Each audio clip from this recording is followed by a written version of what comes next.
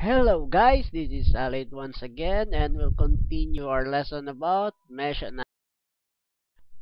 Now today we'll discuss morely about supermesh. So what is supermesh?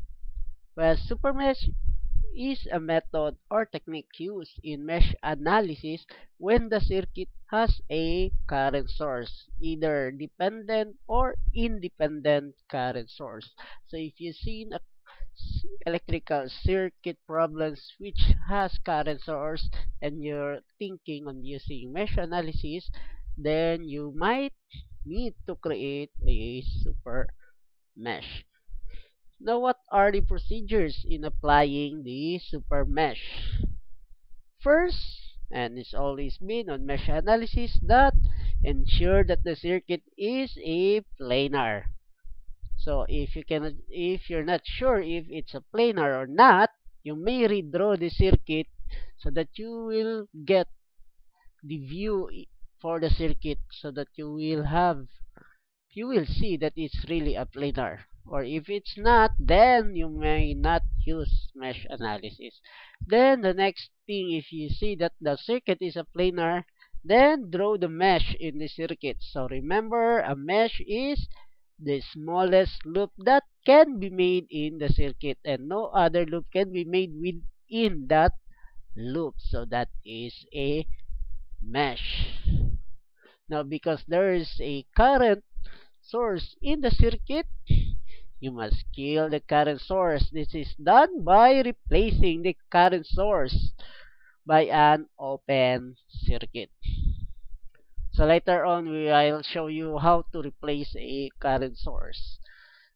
Then, let's check the circuits again. If there are components which is now don't have any path and can be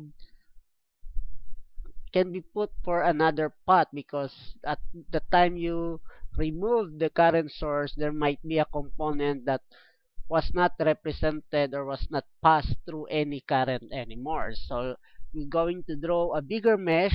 That bigger mesh is called the super mesh if necessary. So there are times that you may remove the current source and still you don't need to make a super mesh. I'll show you later on what does or what I meant by that. Then use KVL on the mesh and solve for the unknowns. So to further understand how to use supermesh, let's have an example, this is the example number 3 on the mesh analysis. We are obliged to find the value of the voltage X.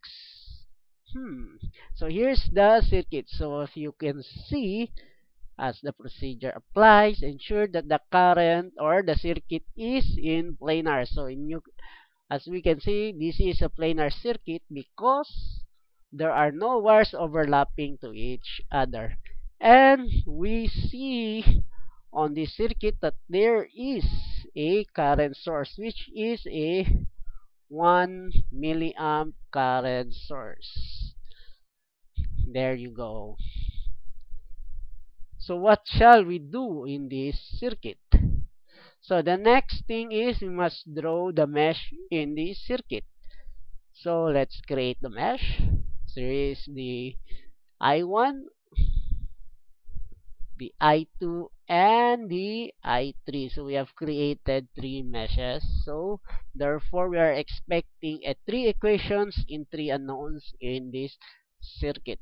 Now because there is a current source, specifically a current independent source, so we must kill the current source by removing it in the circuit and replacing it with an open circuit. So there you go, we remove the current source, and because of it, the current I2 or the mesh I2 will now become or don't have use anymore.